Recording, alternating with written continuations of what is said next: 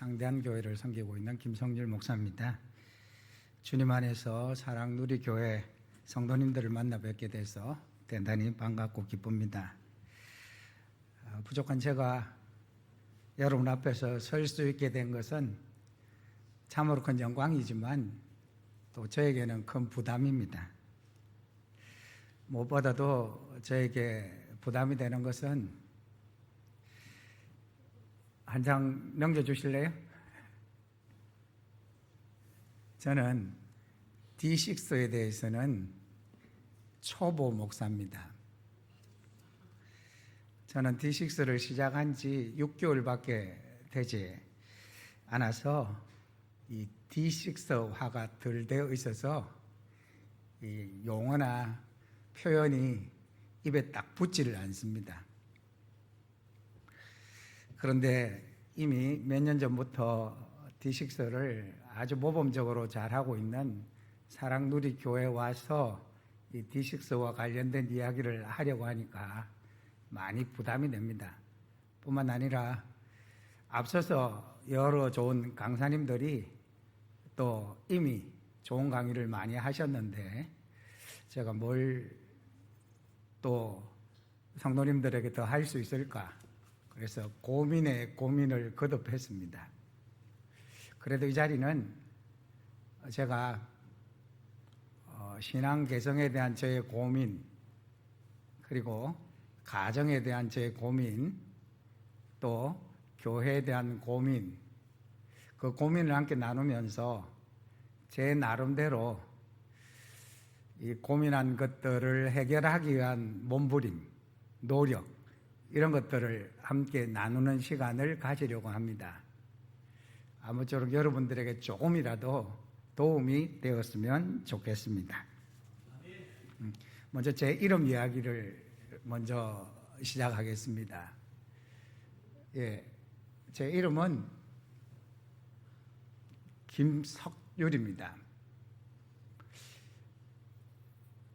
제 이름 때문에 이게 먼저 뜨면 안 되는데 제 이름 때문에 꽤 제가 살면서 스트레스를 받았습니다. 왜냐하면 이름을 잘못 부르는 분도 있으시고 또 잘못 쓰는 분도 있으시더라고요. 이제 이런 이름을 사람들이 어떻게 부릅니까? 원래 맞게 부르려면 김성률 이렇게 부르면 됩니다. 그런데 어떻게 부르냐 하면 김석율 이렇게 부르시는 분이 있습니다. 교수님 중에서도 출석 부르면서 늘 김석율 이렇게 불러가지고 꽤 스트레스가 되더라고요. 그리고 이제 이름을 김성률 이렇게 부르니까 쓸 때도 어떻게 쓸까요? 예, 그렇죠. 중간에 석자를 성으로 씁니다. 아마 우리 교회 교인들에게도 제 이름을 써보십시오 이러면 틀리게 쓰는 분들이 꽤 있을 겁니다. 제가 그래서 이 이름 때문에 스트레스를 받다가 이 이름에 대해서 두 가지 의미를 부여했습니다. 한 가지는 먼저 화면에 떴던 것처럼 앞에 성을 빼고 성에다가 출자를 넣으면 뭐가 됩니까? 출석률이 됩니다. 그리고 결자를 넣으면 결석률이 됩니다. 내 인생은 출석률로 승부하겠다. 정말 꼭 참석해야 될 일에는 100%를 목표로 열심히 참석하겠다. 이렇게 이제 의미 부여를 했습니다. 성실함, 근면함, 이건 모든 일을 하는 데 있어서 가장 기본 중에 기본이 되는 요소이지 않습니까? 제가 초등학교 다닐 때는 이제 국민학교 이렇게 불렀는데, 이 국민학교 졸업할 때에 가장 큰 상이 그때는 뭐였습니까? 개근상. 6년 개근상이 제일 컸지 않습니까? 지금은 개근상을 그렇게 중요하게 생각하지 않더라. 그런데 특별히 신앙생활에 있어서 출석률은 대단히 중요합니다. 예, 기본 중에 기본이죠. 왜냐하면 이 영성이라는 것은 이 영적 감각이 중요하거든요. 영적 감각은 사용하지 않으면 무뎌질 수밖에 없습니다. 그래서 영적 감각이 늘 살아있으려면 꾸준함이 필요한 것이죠. 그래서 제가 이성성 목사님 강의하는 거 들었는데 책 소개 한번 하시더라고요. 그 책 제목이 뭡니까? 습관이 영성이다. 이런 책을 소개하시더라고요. 꾸준함으로 믿음 생활을 해야 그 믿음이 성장도 되고 유지도 될 수 있다는. 그래서 이제 제가 의미부여를 제 이름에 이렇게 했고요. 그 다음에 이제 뜻으로 의미부여를 하나 더 했는데 그게 뭐냐면 제 이름이 주석석의 법률인데 주석도 돌이거든요. 돌에다가 법을 새긴 거. 그게 뭘까요? 성경에 돌에다가 법을 새긴 건 뭡니까? 십계명이죠.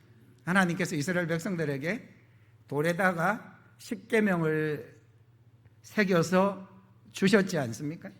제 이름에 나는 제 마음에 하나님의 말씀을 새긴 사람이다. 그래서 하나님의 말씀을 계속해서 새겨서 걸어 다니는 말씀이 되어야 되겠다. 이제 이렇게 의미 부여를 했습니다. 그렇게 하면 제 이름이 꽤 목사로서 괜찮은 이름이지 않습니까? 또 그리스도인으로서 이 이름이 꽤 괜찮은 이름이지 않습니까? 그런데 종이에 글을 쓰는 것하고 돌에 글을 새기는 것하고 그 차이가 무엇일까요? 보시면 제 쪽에서 제일 오른쪽에는 종이에 글을 쓰는 장면이고 또 그 옆에는 돌에 글을 새기는 장면입니다. 종이에 글을 쓰는 건 쉽죠. 그냥 쓰면 되니까. 그런데 돌에 글을 새기는 건 어떻습니까? 계속해서 그 글자에 반복해서 새겨야 되지 않습니까? 작업이 힘듭니다. 그런데 사람들이 그 힘든 작업을 왜 할까요? 돌에 왜 글을 새길까요? 그렇죠. 오래 간직하기 위해서 돌에다가 글을 새기죠. 종이는 이제 금방 찢어지기도 하고 또 오래 보관하기 어려우니까 돌에다가 힘들지만 오래 가도록 하기 위해서 글을 새깁니다. 그래서 수백 년 되고 수천 년 된 그 벽화 같은 데도 보면 지금도 그 그림이나 글이 보고 알아볼 수 있지 않습니까? 제가 이제 무슨 이야기로 연결하기 위해서 이 이야기를 드리는지 아시죠? 성경 암송하기는 참 어렵지만 그 암송은 돌 같은 우리의 마음에 말씀을 새기는 작업이다라는 것입니다. 사랑누리교회는 암송 챌린지 해가지고 암송에 대한 많은 이 교회에서 푸시를 하지 않습니까? 그래서 암송을 하는 게 여러분들에게 참 부담이 되죠.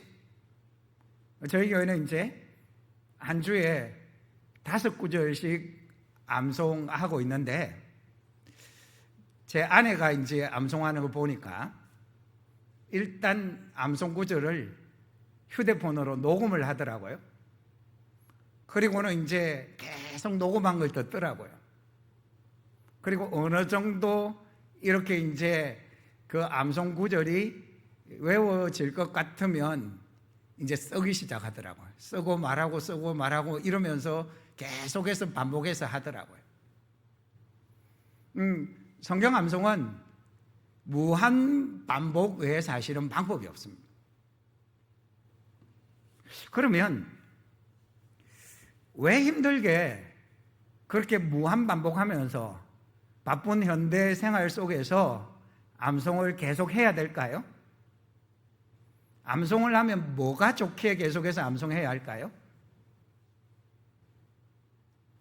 지난번에 사랑누리교회 유튜브로 예배 실황을 제가 듣는 중에 이문무 목사님이 강조하시더라고요. 성경 암송은 치매에 좋다. 근데 치매에 왜 좋을까요? 성경 암송을 하면? 예, 뭐 이렇게 구체적인지 이렇게 할 수 있는데, 어쨌든 이제 이 뇌의 인지 기능을 계속해서 강하고 자극을 주지 않습니까? 그래서 이렇게 이 인지 기능이 무뎌지지 않고 계속해서 활성화된다는 거죠. 그래서 온전한 정신으로 이렇게 정상적인 생활을 할 수 있다는 것이지 않습니까? 연세 드신 분들 말이죠. 그래서 연세 드신 분들이 진짜 성경 암송하는 건 하면 또 까먹고 하면 또 까먹고 하면 또 까먹지만, 그러나 그것 하는 과정 속에서 계속해서 내 활동이 계속 살아있도록 할 수 있다는 것입니다. 그래서 연세 드신 분들 힘드시지만 암송을 계속 하셔야 합니다. 뿐만 아니라 성경 암송을 하다 보면 집중력이 생깁니다. 그리고 어휘력도 생기고 또 문장력도 생기죠. 그래서 이제 요즘에 아이들 중에 이 비문 때문에, 그러니까 이제 문장이 앞뒤가 맞지 않는 문장을 많이 사용하는 것 때문에 문제가 되지 않습니까? 그런데 암송을 계속해서 하다 보면 문장력이 분명하게 풍성해지고 앞뒤가 맞게 문장을 사용할 수 있고 언어를 사용할 수 있어서 말을 잘하게 되고 문장력도 좋아질 수 있습니다. 뿐만 아니라 성경 암송을 하면 정서적으로 안정을 얻기도 합니다. 계속해서 말씀을 묵상하다 보면 이런저런 삶의 문제 때문에 힘든데 암송하면 그 힘든 것을 외우면서 이겨낼 수도 있죠. 그 외에 암송하면 우리의 삶에 긍정적인 요소들이 많이 있는데, 그 중에서 궁극적으로 우리가 성경을 암송해야 될 이유가 있는데요. 그 이유가 뭐냐면, 그 다음에 보여주시죠. 암송의 목적은 말씀대로 뭐가 들어가야 될까요? 빈칸에? 말씀대로. 예, 맞습니다. 아까 나왔어요. 그러시구나. 예, 말씀대로 믿고 그 다음에 말씀대로 살기 위해서. 궁극적으로 우리가 말씀을 암송하는 이유는 그 말씀대로 믿고 그 말씀대로 살기 위해서 우리가 성경을 암송하는 것이죠. 예, 아멘.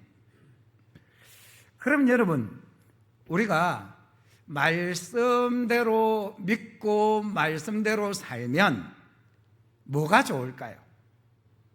뭐가 좋아서 그 말씀대로 믿고 살기 위해서 그 힘든 암송도 하고 계속해서 말씀을 배울까요? 여러분 혹시 말씀에 한 장 띄워보시죠. 충족성을 믿습니까? D6에서 강조하는 신앙 개성과 함께 말씀의 충족성을 강조하지 않습니까? 말씀의 충족성이 무엇입니까? 하나님 말씀에는 우리의 믿음과 삶에 가장 필요한 것이 다 들어있다라는 것이지 않습니까? 다 들어있기에 세상의 지식이나 과학이나 경험보다 더 우선되어야 하고 또 그 말씀대로 살아야 한다라는 것이지 않습니까? 저희 교회 이제 초등학교 고학년 연년생 남자아이를 키우면서 힘들어하는 여집사님이 한 분 계시는데요.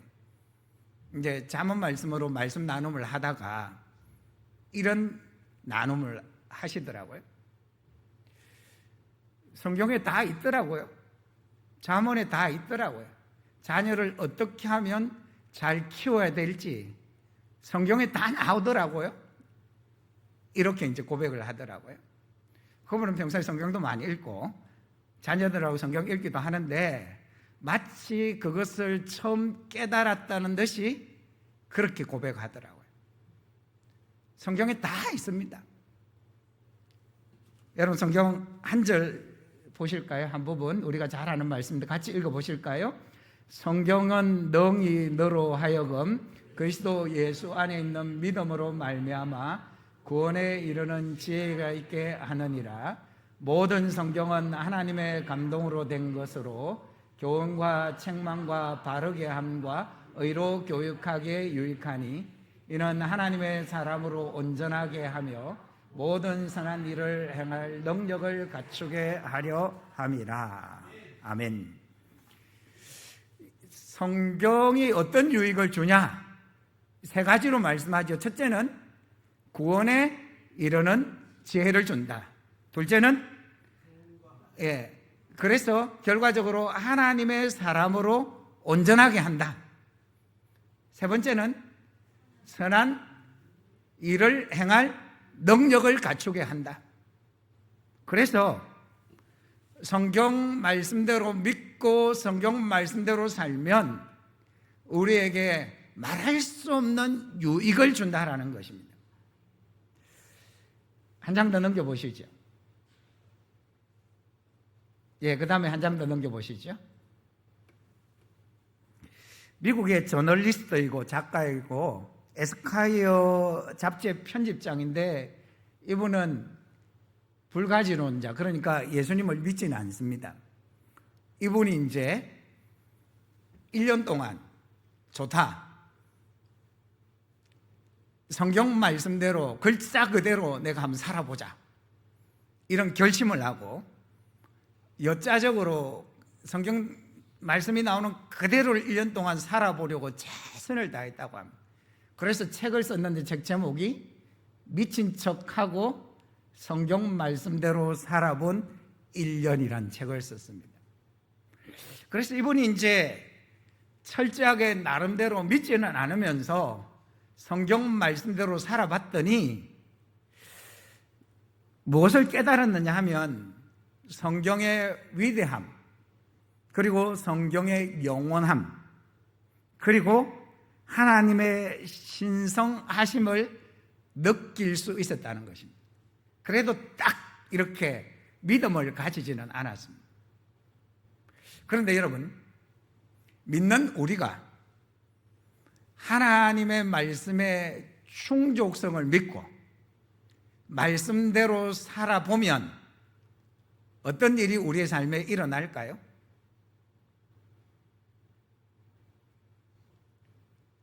놀라운 일이 일어나지 않겠습니까? 당장에는 어려운 일도 있고 힘든 일도 있고 손해도 보고 하겠죠.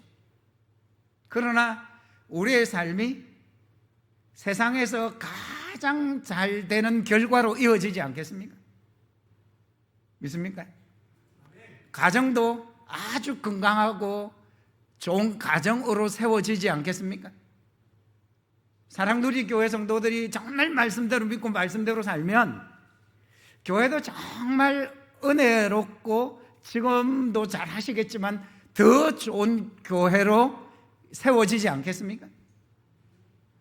그래서 성경의 충족성을 믿고 그 믿음 가운데 사는 우리는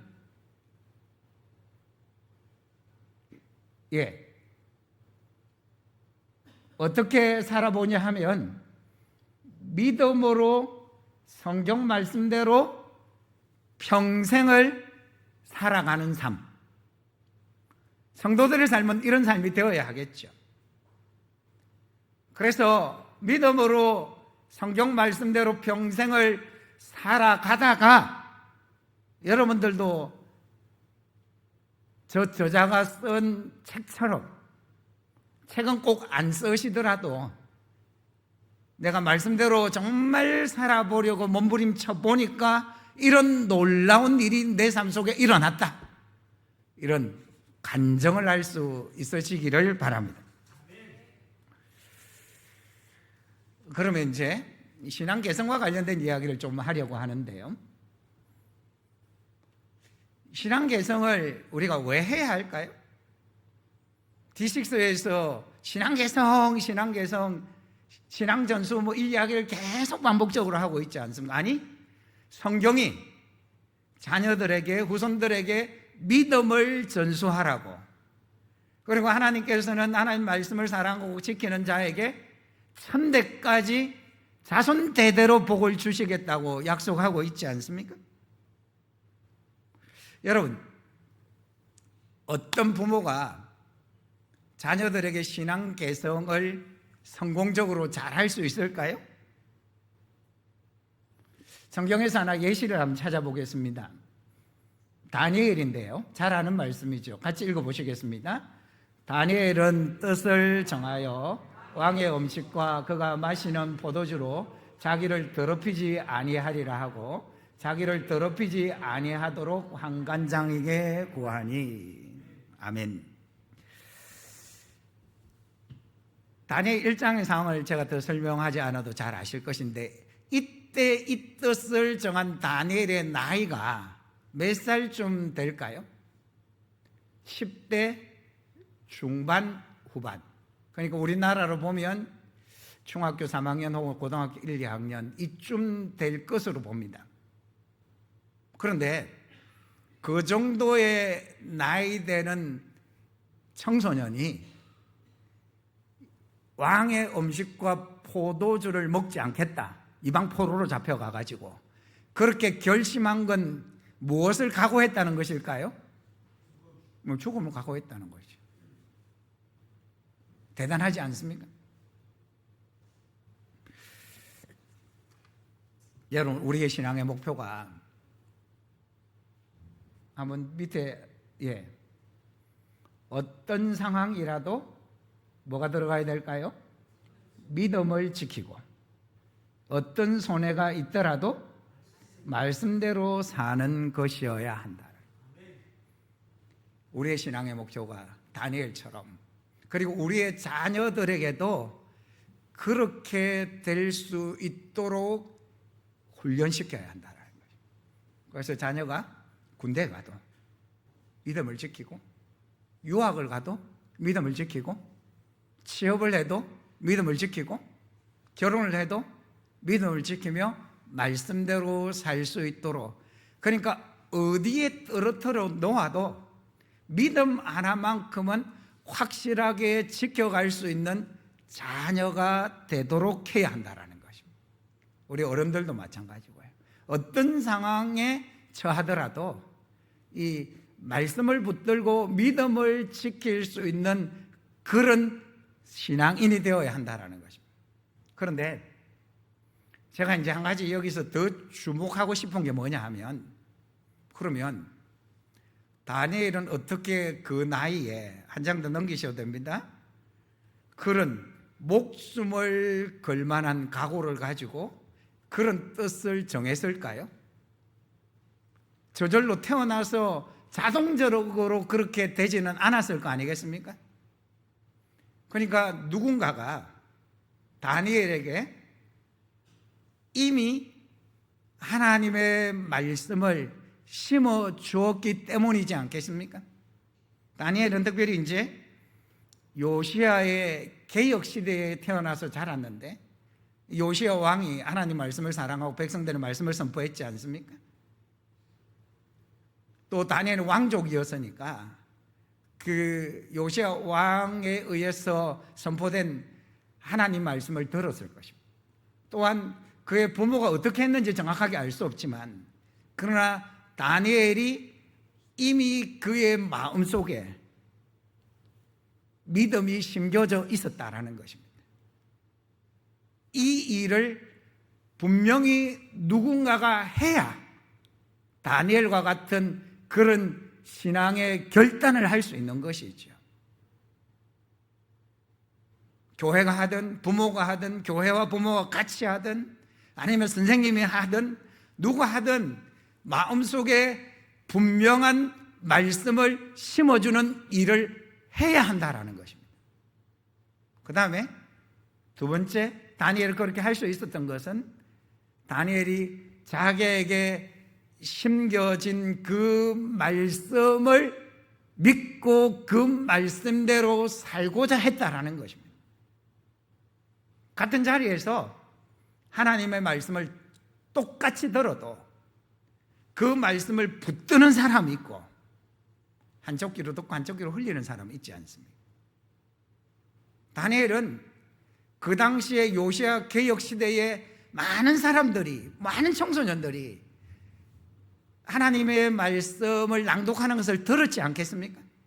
그런데 다니엘과 또 이제 나아가서 그 친구들은 그 말씀을 마음에 딱 새기고는 이방의 포로로 잡혀가서도 그 말씀대로 살고자 했다라는 것입니다. 그러니까 다니엘의 믿음은 띄워주시죠.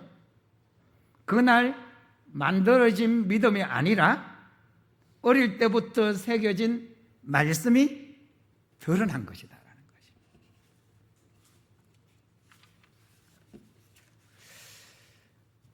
그리고 이제 다니엘은 어떻게 됩니까?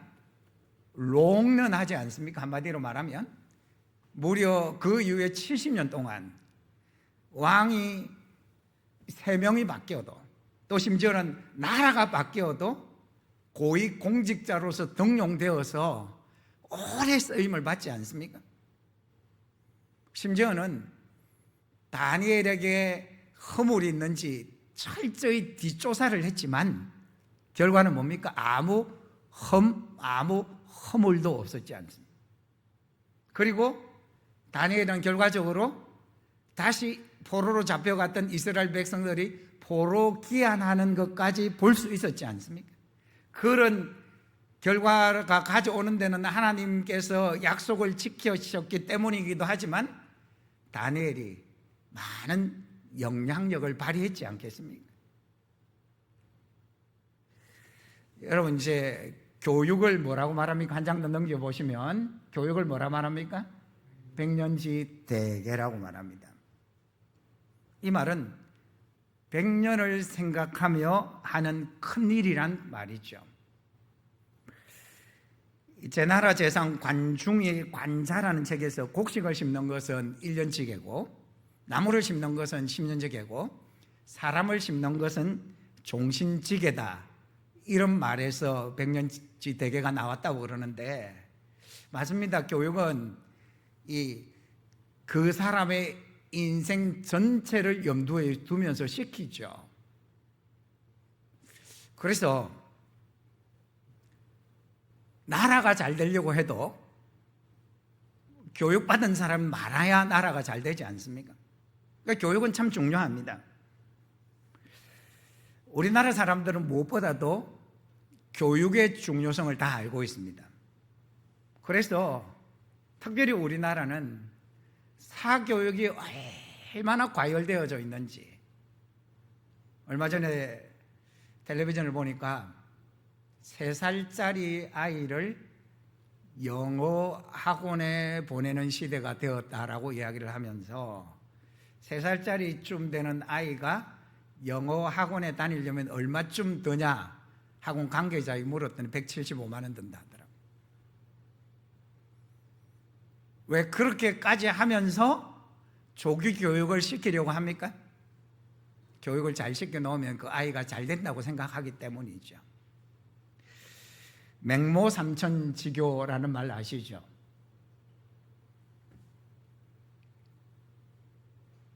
부모들이 자녀가 잘 되도록 하기 위해서 일반 교육을 위해서 굉장히 많은 노력을 합니다. 그래서 이제 맹자 어머니가 맹자를 위해 3번이나 이사를 다니면서 교육에 신경을 썼다라는 겁니다. 제가 사는 동네에도 이렇게 학원가를 중심으로 이사를 많이 다니더라고요. 그런데 여러분, 신앙교육은 뭐라고 말할 수 있겠습니까? 교육은 100년지대계라면 신앙교육은 뭐라고 말할 수 있겠습니까? 한 장 넘겨보실까요? 제가 만든 말인데요. 영원지대계, 영원을 생각하면서 해야 되는 100년지대계보다 더 큰 일이 신앙교육입니다. 동의하십니까? 그런데 신앙교육을 위한 영원지대계를 위해서 과연 믿음의 부모님들은 어떤 노력을 하시느냐 하는 것입니다. 흔히 이야기하는 168대 1. 뭔 말입니까? 일주일에 168시간 중에서 딱 교회에 오는 1시간. 일반적으로 뭐 사랑돌이 교회는 안 그렇겠지만 일반적으로 그냥 예배 한번 드리는 것으로 신앙 교육을 끝내는 그런 가정들이 참으로 많지 않습니다. 백년지 대계를 위해서 한 아이가 고등학교 졸업할 때까지 드는 교육비를 포함한 양육비가 우리나라 평균적으로 한 3억 8천쯤 된다고 그러더라고요. 대학 졸업하고 요새는 대학도 4년 만에 졸업 잘 안 하죠. 5년, 6년 그리고 대학 졸업해도 취업하기 위해서 또 공부하고 이러면 한 얼마쯤 들겠습니까? 5억, 6억. 그래서 아예 안 낳는 게 5억, 6억 버는 거다 이렇게 말해서 아예 안 낳는 가정도 있는데, 그렇게 많은 돈을 투자하고 그렇게 많은 시간을 투자해서 자녀의 장래를 위해서 노력한다면 과연 영원한 계획을 위해서 믿음의 가정에서 얼마를 투자하느냐라는 것입니다. 여러분, 얼마를 투자하느냐를 잘 알 수 있는 통계가 하나 있는데 한번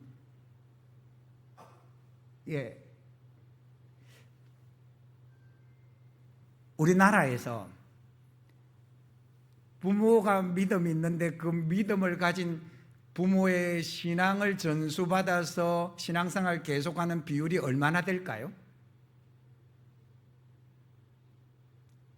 2021년에 목회 데이터에서 조사를 했는데 우리나라 신앙 전수율이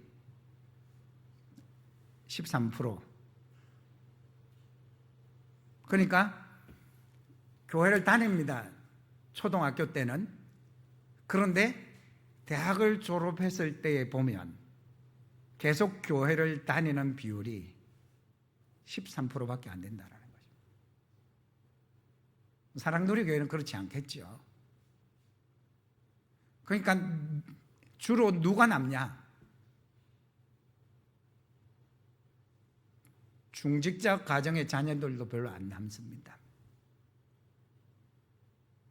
목사님 가정을 중심으로 한 일부 진짜 믿음을 전수하기 위해서 최선의 노력을 한 가정의 자녀들만 계속 믿음 생활을 한다라는 것입니다. 그래서 한국 교회가 지금 이제 계속해서 이 쇠퇴하는 가장 큰 이유는 자녀들에게 신앙 개성을 제대로 하지 못해서, 교회들이 지금 이제 40대, 30대, 20대 계속 줄고 있는 이유가 신앙 개성에 실패해서 그렇다라는 것입니다. 그러면 여러분, 이 질문 보실까요? 자녀를 몇 살까지 억지로 교회에 올 수 있도록 할 수 있을까요? 몇 살까지 가능할까요?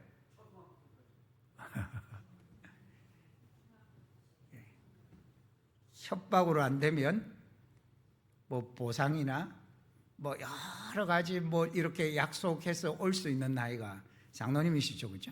장로님 말씀하신 대로 최대한 가야 중학생은 또 순하고 착한 중학생은 중학생까지 되지만 아니면 초등학생 이상 가기 어렵습니다.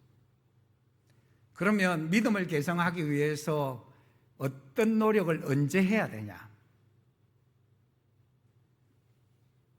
아이를 임신했을 때부터 신앙 개성을 위한 노력을 해야 합니다. 아니, 결혼했을 때부터 태어날 자녀들을 위해서 기도하고 그 자녀들이 태어나면 신앙으로 어떻게 양육할 것인지를 계획을 세우고, 그리고 임신했을 때부터 유대인들이 그렇게 하는 것처럼 기도하고 말씀을 묵상하고 이 작업을 계속해서 하고 태어나면 실제로 이제 말씀을 가르치는, 그리고 삶 속에서 말씀의 훈련을 우리가 이제 D6에 강조하는 내 때 있지 않습니까? 그죠? 내 때가 언제입니까? 예, 내 때가 언제죠? 네, 앉아 있을 때, 길어갈 때, 일어날 때, 누웠을 때. 이 내 때가 계속해서 수시로 말씀으로 가르치고 강론해야 한다는 것입니다. 신앙교육의 실패는 영혼을 좌우하는 문제이기 때문에 돌이킬 수 없는 문제가 됩니다. 그래서 목사든 장로든 믿는 부모든 이 누구든 신앙인이라면 가져야 될 마음은 어떻게 하든지 우리의 자녀들에게 손주들에게 믿음을 전수해야 되겠다. 그래서 기대하는 바는 우리 집안이 하나님께서 약속하신 대로 천대까지 대대로 하나님 잘 섬기는 복을 받는 그런 집안이 되어야 되겠다. 이런 마음을 가지고 신앙 개성에 최선을 다해야 한다는 것입니다. 제 이야기를 좀 하겠습니다. 제가 D6를 하게 된 계기가 있습니다. 저희 이제 큰아이가 작년 1월 달에 결혼을 했습니다. 결혼을 하고 나서 제 마음에 이 아이들이 자녀를 낳으면 과연 신앙 개성을 제대로 할 수 있을까? 감사하게도 저희 집에는 큰아이가 아들이고 작은아이가 딸인데 믿음 생활을 잘합니다. 저의 자녀들까지는 신앙 개성이 성공했는데 과연 손주가 신앙으로 자랄 수 있을까? 이건 부모 몫이지 않습니까? 제가 아무리 목사고 아내가 사모라도 이 관할권이 있지 않습니까? 그죠? 부모가 우선 책임이 있는데 이 부모가 목사도 아니고 사모도 아닌데 과연 얼마나 믿음을 전수할 수 있을까? 이 고민이 굉장히 많이 됐습니다. 그래서 어떻게 하면 되지? 기도하다가 이제 우리 결혼한 아들네가 우리 교회를 출석하거든요. 우리 교회를 출석하는데 주위에 이제 목사님들이 저희 아이가 결혼한다고 이야기를 했더니 제일 먼저 묻는 질문, 그리고 제일 많이 묻는 질문이 뭔지 아십니까? 결혼하는 아들네는 목사님 교회 출석한대요? 이 질문을 가장 많이 하더라고요. 왜 이 질문을 많이 할까요? 목사 자녀들은 결혼하고는 아버지가 목회하는 교회 별로 안 다니고 싶어 하거든요. 자유롭게 신앙생활을 하고 싶어 하거든요. 더군다나 며느리는 시부모가 목회하는 교회에 안 다니고 싶어 하거든. 그래서 대부분은 그냥 이제 결혼하면 다른 교회를 찾아간다. 집도 이제 가까이 사는 것도 아니고. 근데 이제 감사하게도 저희 아들네는 우리 교회 이제 출석하기로 하고, 그런 이제 결혼했습니다. 그러면 이제 이 아이를, 아직 손주는 없습니다. 없는 손주의 신앙을 미리 준비할 수 있는 방법이 뭔가 찾다가 김병호 목사님이 한번 세미나 한 게 이 기독교 언론에 한번 보도가 됐더라고요. 그래서 자세히 그걸 살펴봤습니다. 그리고는 유레카 신받다 이걸 해서 교회가 D6 시스템을 갖추어서 우리 교회 출석하니까 우리 교회만 다니면, 교회가 하는 프로그램을 따라서 하면 부모가 자녀에게 신앙교육하는 그 일을 자연스럽게 할 수 있겠다. 그래서 제가 D6의 홈페이지에 들어가서 D6의 목사님 모임에 참여하려면 어떻게 하면 됩니까? 라고 직접 전화를 하고, D6 하는 목사님 저는 그 전에 한 분도 아는 분이 없습니다. 그러니까 저의 절박한 마음이 D6 목사님들 목양태에 참여하도록 했고, 지금도 열심히 빠지지 않고 제 이름에 의미 부여를 한 것처럼 출석률 100%를 만들자. 그래서 노회일보, 시찰 이런 거 그 안 가고 할 수만 있으면, 이 목사님 목양터에 가서, 특별히 이문무 목사님이 타고난 학자이시고 또 신실한 목회자이시지 않습니까? 목사님과 함께 말씀 나누고 목회에 대해서 이야기하는 게 얼마나 유익한지 모릅니다. 그래서 매주 감사함으로 이렇게 다니고 있습니다. 한날은 이제 제 며느리가, 아버님, 제가 한 1년쯤 이렇게 장대한 교회를 다니고 보니까, 만약에 제가 결혼하고 다른 교회를 다녔다면 그냥 주일 예배만 참석하고 교회는 계속 다녔겠지만 성경에 대해서는 그렇게 잘 알지를 못했을 것 같은데, 장대한 교회를 다니면서 성경에 대해서, 또 성경을 어떻게 하든지 삶 속에서 적용할 것인가, 이 문제를 가지고 계속 암송하고 퀴즈하고 또 말씀 나눔하고 하니까 진지하게 삶 속에서 어떻게 말씀으로 살아가야 할지에 대해서 알아가는 게 너무 좋다고 하더라고요. 저는 조금 안도가 되더라고요. 이렇게 해서 훈련이 되어서 자녀를 낳으면 그 자녀에게 신앙 전수를 할 수 있겠구나, 이런 생각이 조금은 들어서 안도가 되더라고요. 저희 자녀 양육에 대한 이야기를 좀 지금 하려고 하는데요, 조심스럽습니다.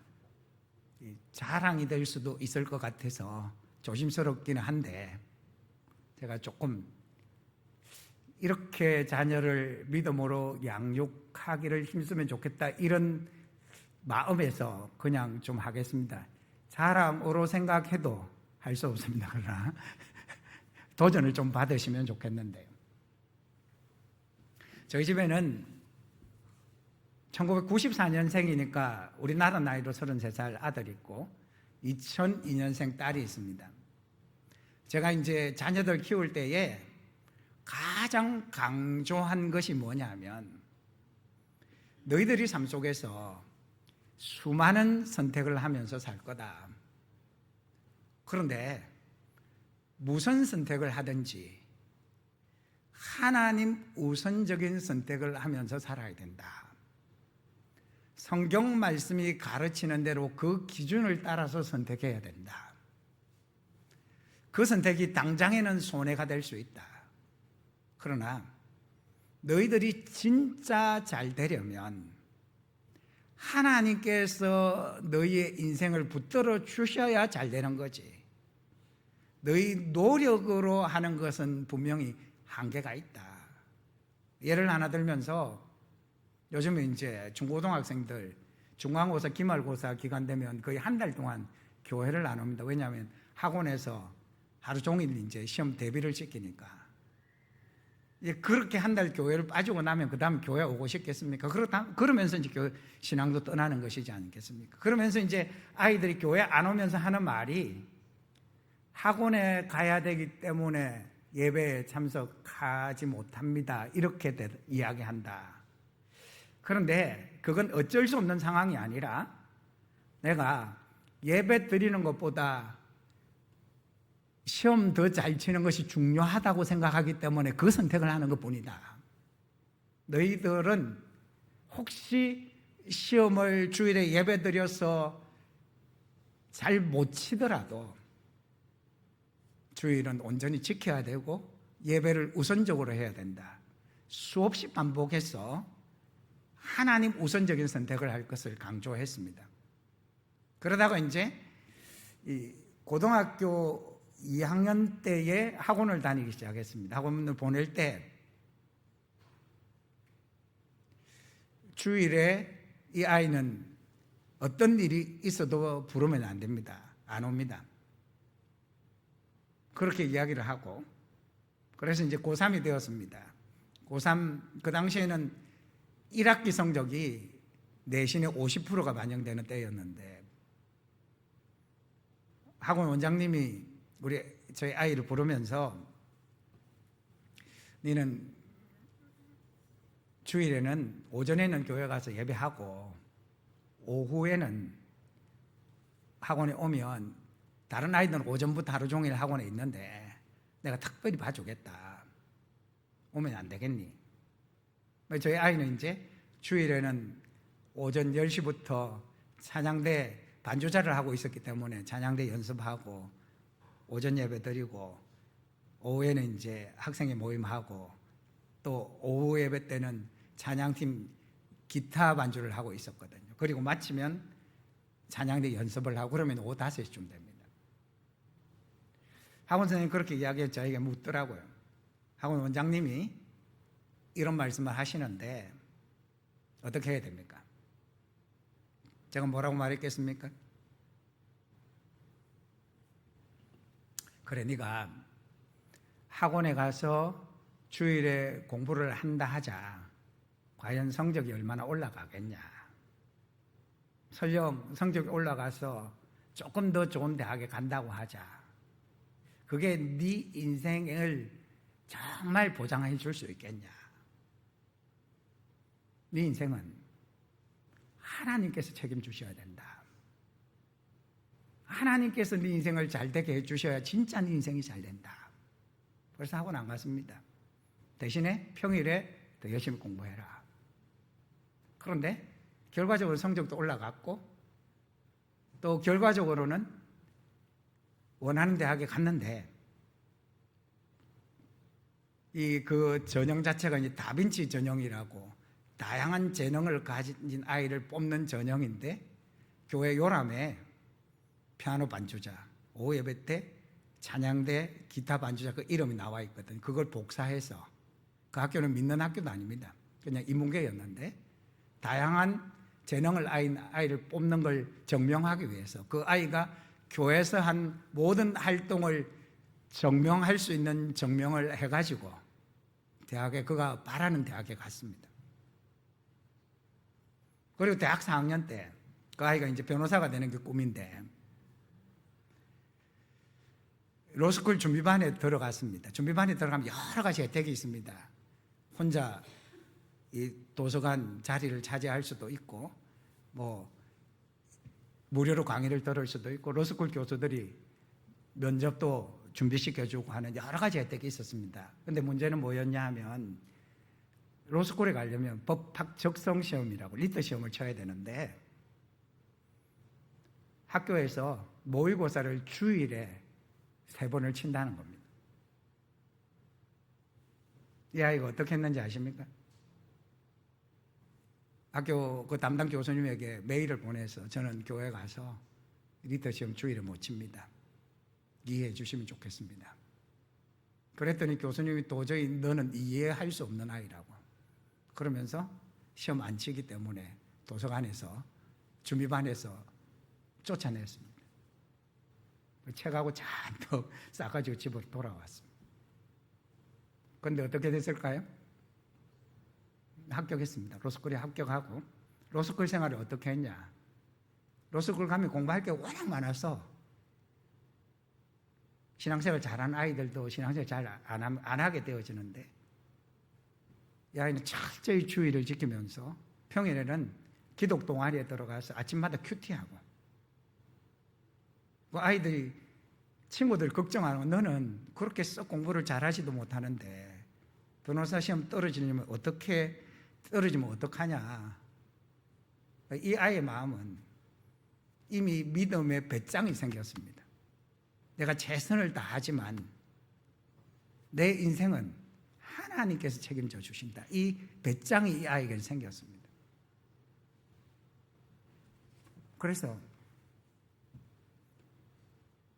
변호사 시험 합격했습니다. 한 번만에 합격하고, 그리고 지금 이제 교회보다 더 교회 같은 로펌에 들어가서 모든 사람 믿는 사람이고 기독교 가치를 추구하는 법률가들이 모인 곳에 열심히 활동하고 있습니다. 교회와 관련된 목사님의 도움이 있으면 기쁜 마음으로, 내가 섬기기 위해서 변호사 됐는데 기쁜 마음으로 섬기고 있습니다. 저희 딸아이 이야기를 조금 더 하면, 딸아이는 이제 고등학교를 안산 동산고등학교에 갔습니다. 1학년에 담임 선생님이 이제 아이하고 면담을 하고 나서 저희 아내에게 전화를 했습니다. 이 아이가 하루 종일 교회에서 주일에 있다 그러는데, 그러면 원하는, 목표하는 대학에 못 갑니다.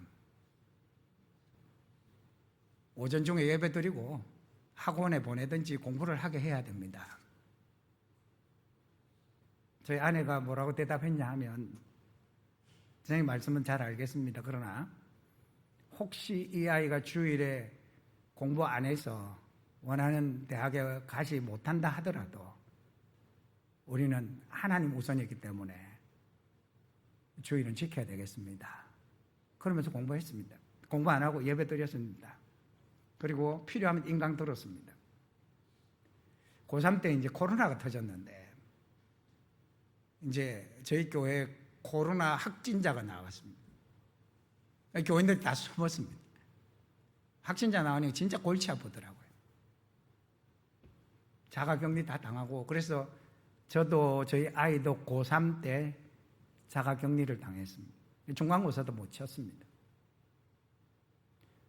그리고 이제 그 다음이 문제가 됩니다. 교회 가서 혹시 확진자가 교회에 오거나 이제 감염이 되면 고3인데 대학 가는데 큰 지장이 생길 상황이 벌어졌습니다. 그럼에도 불구하고 교인들은 다 숨고 유튜브로 예배드리고 했지만, 그래도 우리의 인생은 하나님이 책임지신다, 이 믿음을 가지고 교회 나와서 반주도 하고 하루 종일 할 것 다 하며 지냈습니다.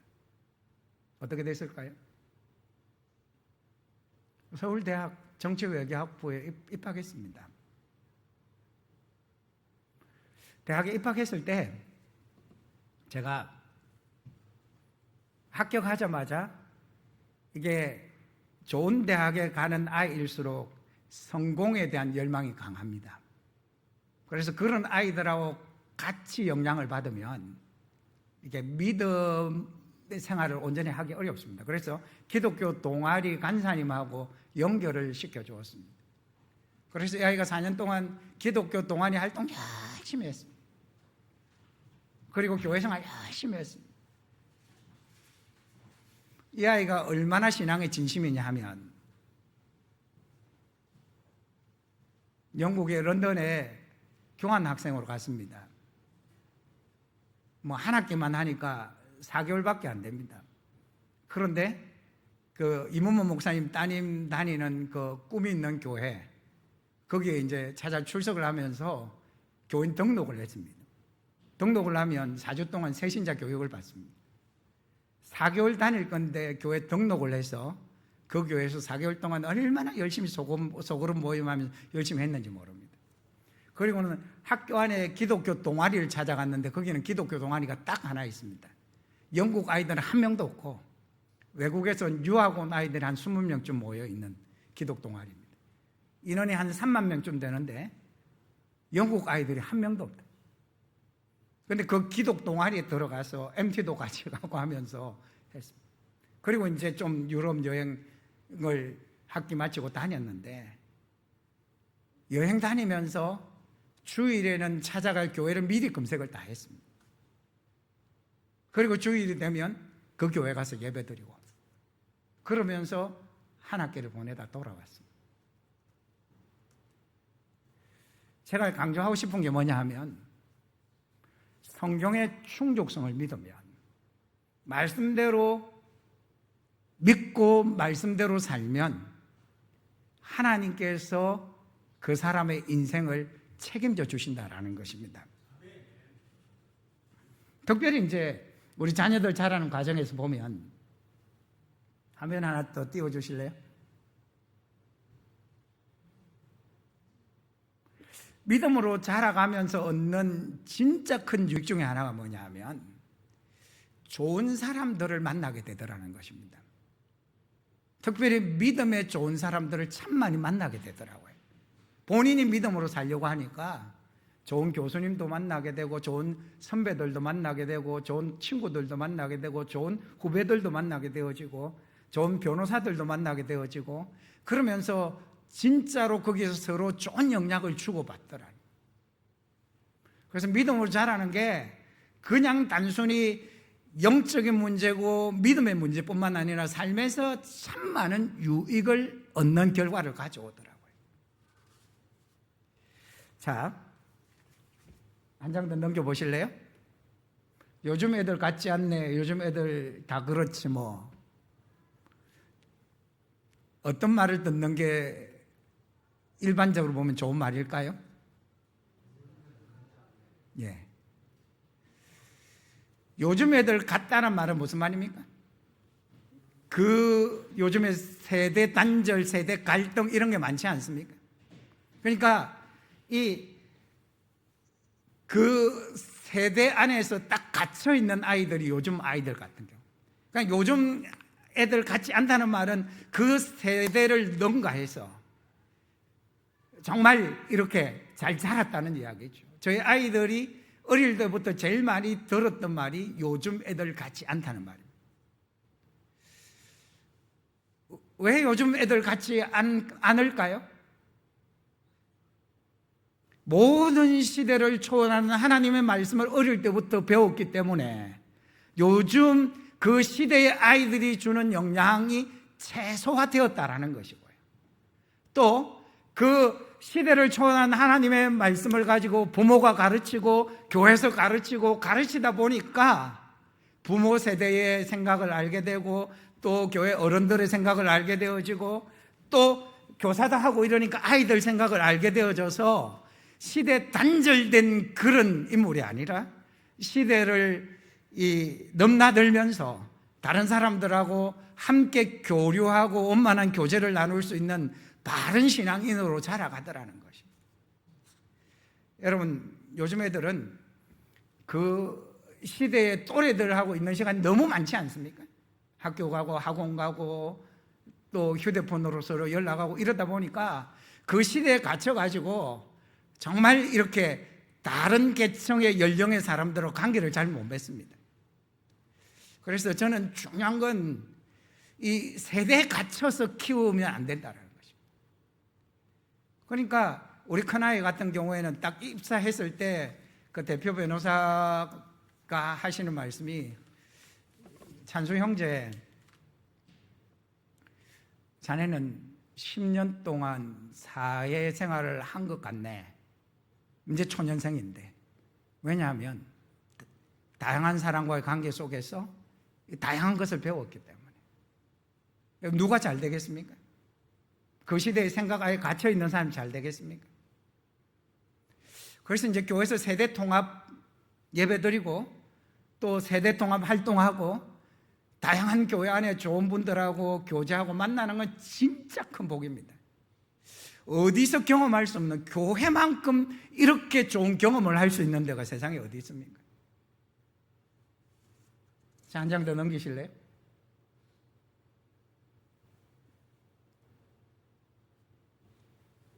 빈칸에 뭐가 들어갈까요? 복수당하는 부모. 그 다음엔요? 효도받는 부모. 어떤 게 좋을까요? 당연히 그렇죠. 근데 이제 하브루타를 우리나라에 활성화하는데 큰 역할을 하신 전성수 교수님이라고 있는데, 그럼 돌아가셨는데, 이분이 이런 책을 썼습니다. 보실까요? 올려주시죠. 예, 복수당하는 부모들. 어떤 부모가 복수당할까요?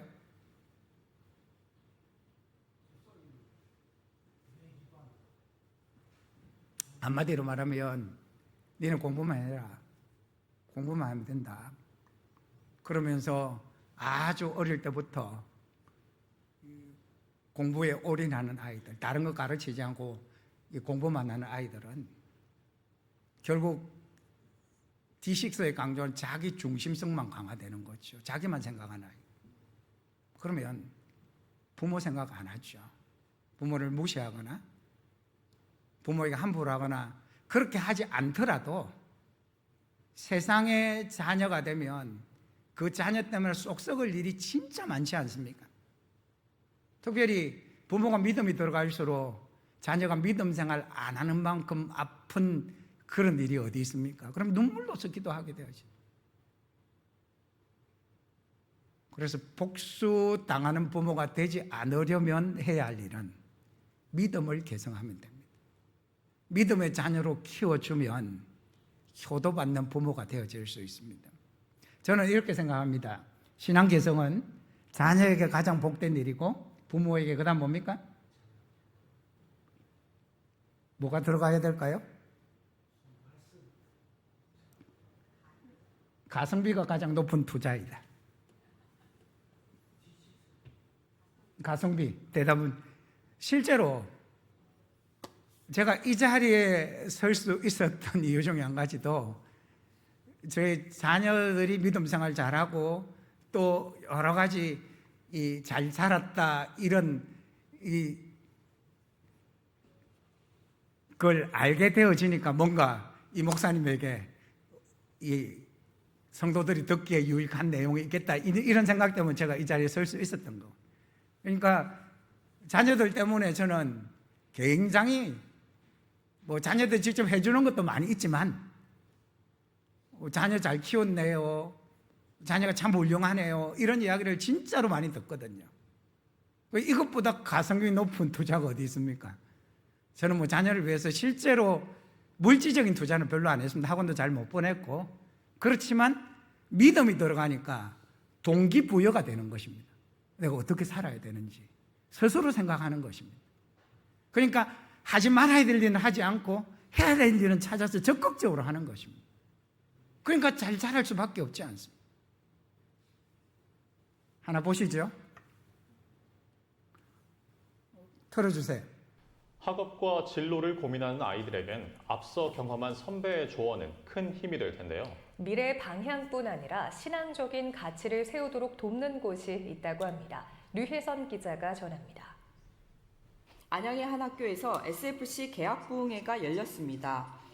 그리스도인의 공부법에 대한 주제 강의에 이어 학업과 신앙에 대한 선배들의 이야기가 전해집니다. 특별히 올해는 다음 세대 비전 멘토 커뮤니티가 함께해 참석한 학생들의 관심 분야 멘토링을 진행했습니다. 예장고신 경기 중부노회는 멘토링을 통해 아이들에게 학업과 진로, 신앙에 대한 실질적인 도움을 주기 위해 다멘커를 만들었습니다. 구체적으로 어떻게 자라면서 믿음 생활을 해야 되고 또 어떻게 꿈을 가지고 또 꿈을 키워가야 되는지 실제적으로 도움을 주면 좋겠다. 이제 이런 취지로 이렇게 다멘커를 제안하고 지금 진행하고 있습니다. 다멘커의 멘토단은 교수와 변호사, 예술기획자와 악기 전공자 등 인문계와 자연계, 예체능계와 신학 선교 분야로 구분해 노예 산하교회에서 추천된 대학생과 직장인 22명으로 구성됐습니다. 작년 11월 기획된 다멘커는 멘토링을 통해 학생들의 신앙적 가치를 세울 수 있도록 이번 SFC 개학부흥회를 함께 진행했습니다. 학생들이 신앙적인 면뿐 아니라 실제로 그리스도인으로서 어떻게 학업을 해야 되고 진로를 나가야 되느냐에 대한 굉장히 갈증이 있는 것을 느꼈고 또 그런 고백들을 많이 듣게 되는 것 같습니다. 그런 점에서 굉장히 유익한 것 같습니다. 선배들의 이야기를 통해 질문에 대한 답을 찾아가는 멘티들에겐 자신의 경험과 신앙을 나눈 멘토의 이야기는 큰 도움이 됐습니다. 저의 진로를 결정하는 데에도 저 혼자의 힘이 아니라 주위 사람들의 도움이 항상 있었던 것 같아요. 그래서 제가 이 친구들이 진로를 결정하는 과정이나 또 학업을 이어나가는 과정에서 작은 도움이 될 수 있다면 그걸로는 저는 정말 기쁘게 생각합니다. 인생에 나아갈 수 있는 길을 조금 찾은 것 같아서 좋은 경험이 됐었던 것 같습니다. 평소에 고민했던 그런 죽음이나 삶의 문제 그런 것들을 정말 너무 잘 다뤄주신 것 같아가지고 진짜 유익했던 시간인 것 같고 다멘커는 온오프라인을 통해 학생과 멘토를 지속적으로 연결하고 영역별 멘토들의 직업 현장을 방문하는 비전 트립도 진행할 계획입니다. 부모들이 그냥 우리 아이들 공부만 열심히 시켜서 편하게 그냥 세상에 살면 좋겠다 이런 마음이 아니라 이제 정말 믿음으로 공부해서 주님께서 기뻐하시는 일에 종사했으면 좋겠다 이런 도전을 좀 많이 주고 싶어요. 그리고 이제 아이들도 실제로 믿음을 가지고 그렇게 잘 자랐으면 좋겠고요. 다음 세대를 위한 첫걸음을 내딛는 다멘커. 아이들에게 신앙과 꿈의 길잡이가 되길 소망합니다. CTS 뉴스 류혜선입니다.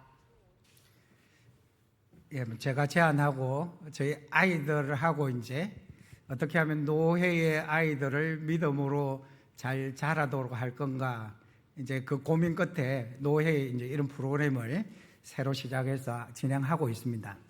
마지막으로 이제 우리 교회가 지금 어떻게 하는지만 말씀드리고 마치겠습니다.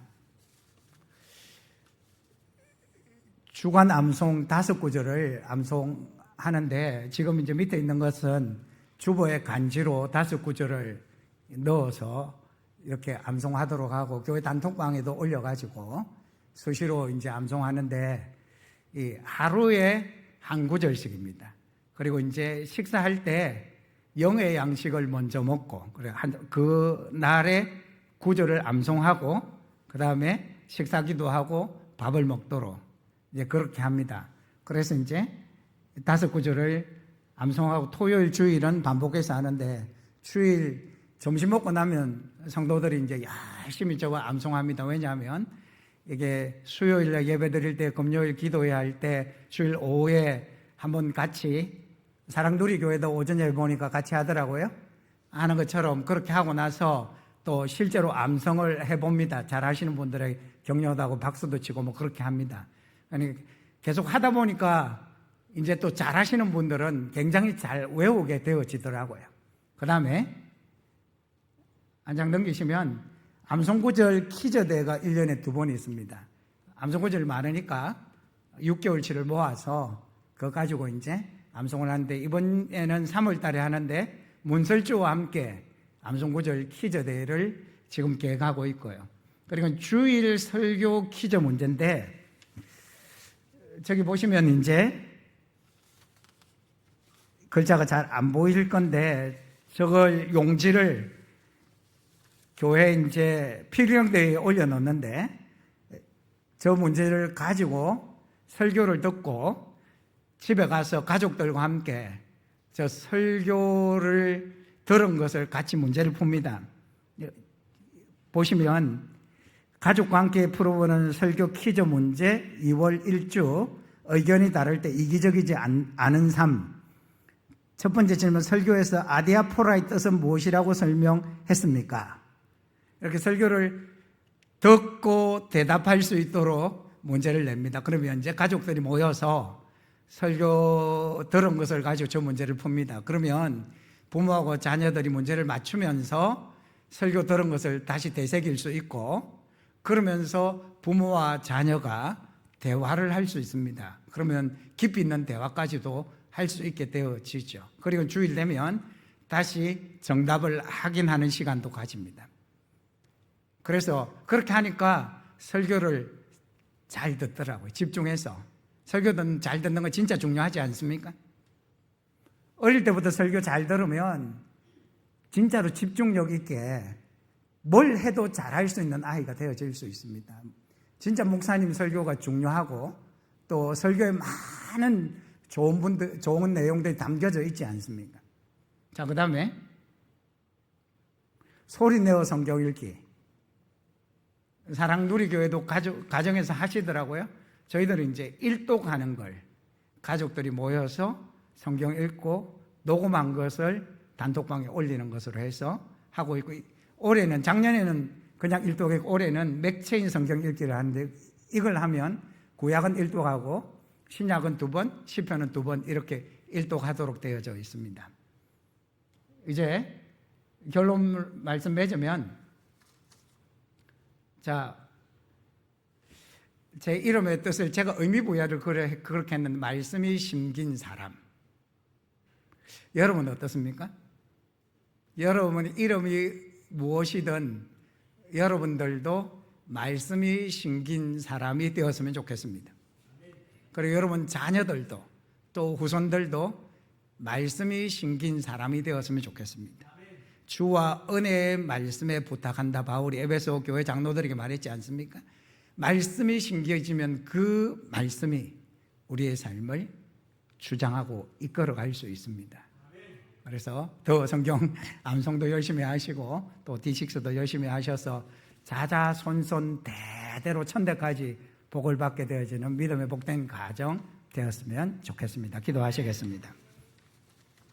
하나님 아버지 감사합니다. 부족한 종이 또 사랑누리교회에 와서 이렇게 강의를 했습니다. 부족하지만 이 강의 내용 중에 성도들에게 큰 도전이 되어지기를 원합니다.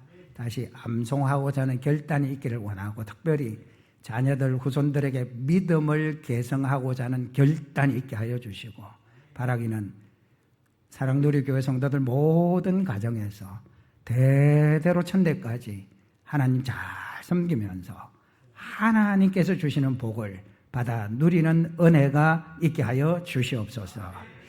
이문범 목사님 성지순례 인도차 지금 출타해 계십니다. 건강과 안전과 모든 일정을 주님께서 붙들어 주시고 무탈하게 다시 교회로 돌아오실 수 있도록 주님께서 걸음걸음을 인도하여 주시옵소서. 감사합니다. 예수님의 이름으로 기도드립니다. 아멘.